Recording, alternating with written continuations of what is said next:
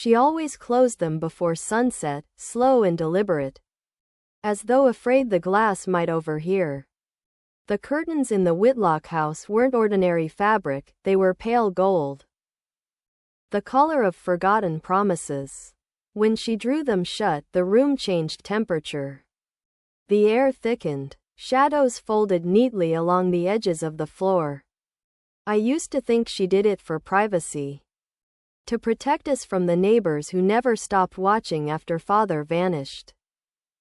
But one evening, I saw her reflection in the window before it went dark.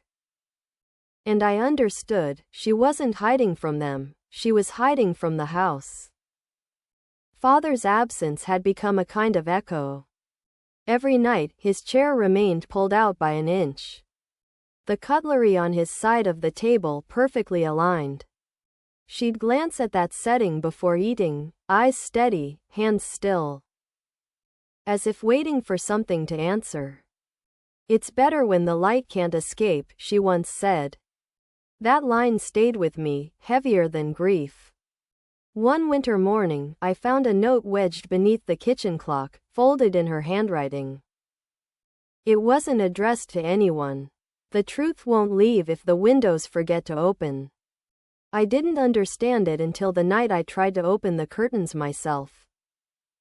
The fabric resisted, stiff with frost, and when I pulled harder, a draft swept through the room carrying the faint scent of his cologne. I turned, and there, in the reflection, were two figures behind me, both watching. Hers and his. My stepmother's lips moved as if mid-prayer, but no sound came. The next day, she pretended nothing had happened. She brewed coffee.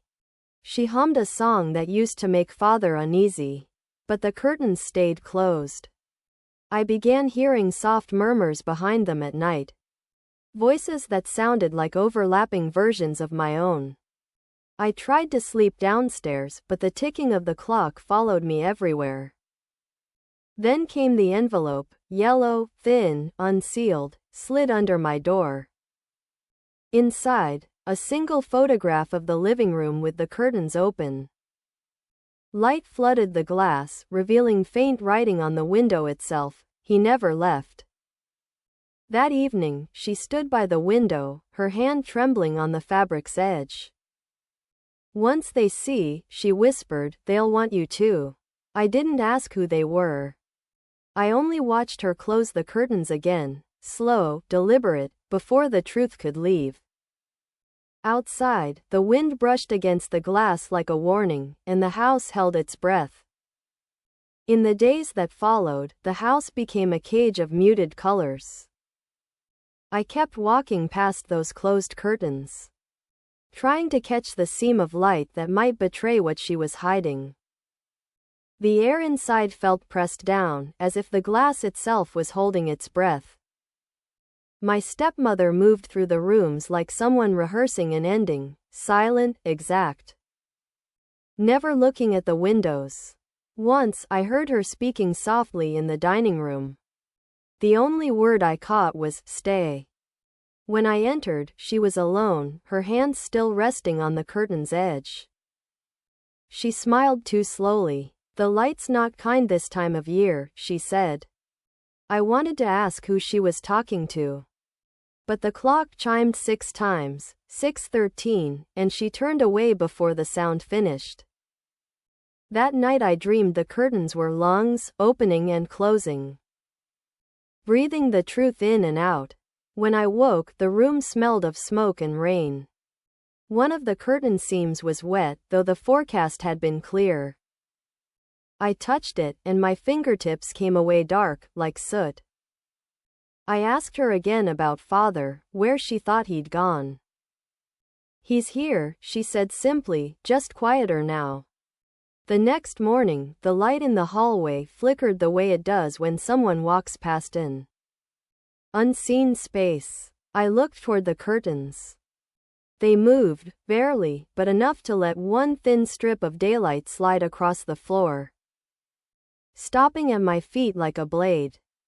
That strip of light stayed for days, no matter how the sun moved.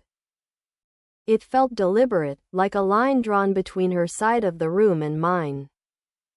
She never crossed it. She'd clean the table, pour tea, straighten the napkins, all on her half, while I sat watching from the shadow. I told myself it was grief, or guilt, or something simpler. But the longer I stayed in the house, the more it felt like she was keeping something contained. One night, after she went to bed, I pulled the curtains open just enough to see what the window remembered.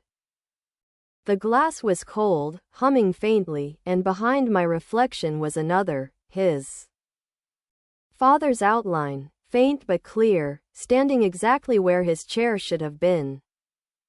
I turned, but the room was empty. When I faced the window again, both reflections were gone, replaced by words traced in condensation. Let her close them. I stepped back, heart pounding. The next morning, she avoided my eyes. Did you sleep? She asked, voice too calm. I nodded, though we both knew I hadn't. Later, I saw her burn something in the sink, a scrap of fabric, pale gold like the curtains. The smoke curled upward and vanished before reaching the vent. That night, I left the curtains slightly open on purpose. The moonlight fell across her face as she slept in the armchair, her expression peaceful, almost relieved. But when I looked closer, I saw the faint imprint of a hand on the inside of the window glass, larger than mine, pressed from within. The next morning, she pretended not to notice the mark on the glass. She brewed coffee, humming again. That same half-forgotten tune Father used to hum before arguments began.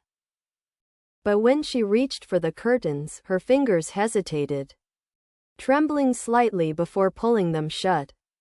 I watched her from the hallway mirror, her reflection bending in the warped silver, making her seem both older and younger at once. It's not time yet, she murmured. I wasn't sure if she was speaking to me or the window. By afternoon, the house began to shift in strange ways. The light dimmed earlier than usual. The clock hands twitched forward then stopped. The walls carried sound differently, like the rooms were listening. I found the yellow envelope again, this time on my desk. The edges curled as though it had been handled many times. Inside was another photograph, darker than the first, showing her standing before the curtains with Father's shadow behind her. I wanted to tear it apart, but the image felt alive under my fingertips, warm even. I went downstairs to confront her, but she was already waiting by the window. He never left, she said, voice steady now. He only moved into the glass. I told her she was wrong, that it was madness, that the house was feeding her lies.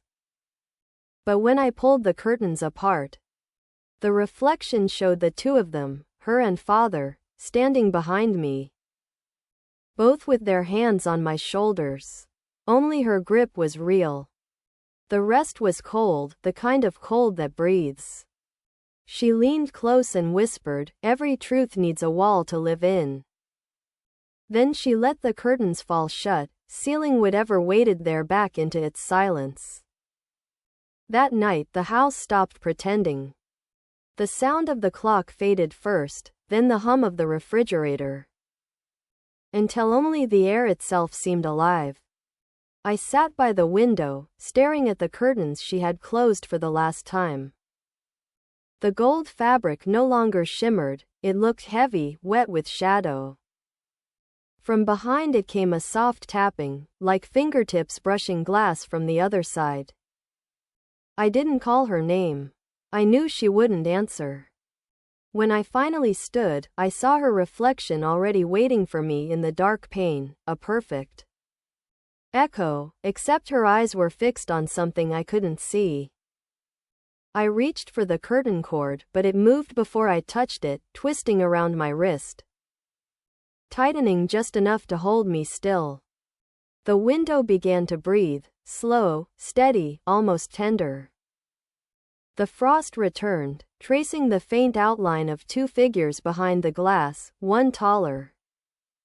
One turned toward me. I couldn't tell which of them was watching. When I whispered her name, the reflection smiled and mouthed something I couldn't hear. Then the tapping stopped. The silence that followed was complete. The kind that erases even thought. I stepped back, the floor creaking under my weight, and in the mirror across the room, I saw the curtains open by themselves. Pale light spilled in, not daylight, but something older, thinner. It washed across the walls and revealed the truth written there, faint but certain. The house doesn't keep secrets. It keeps whoever tried to tell them. And as the wind passed through the open glass, the curtains moved once more, closing slowly, before the truth could leave.